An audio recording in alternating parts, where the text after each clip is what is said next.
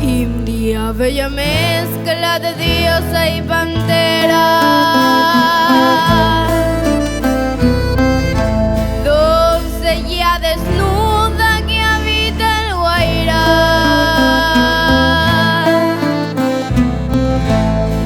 arisca romanza curvó sus caderas,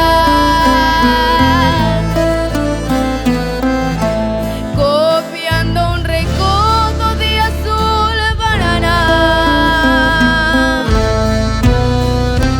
Montaras India, manceba de la raza virgen Eva Guayaquil. De su tribu la flor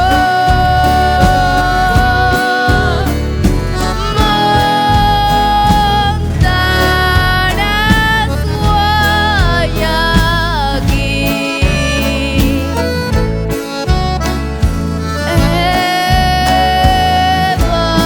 Evarisca de amor,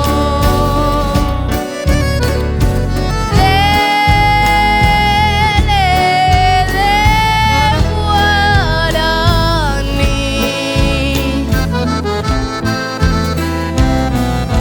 Bravea en sus sienes su orgullo de pluma.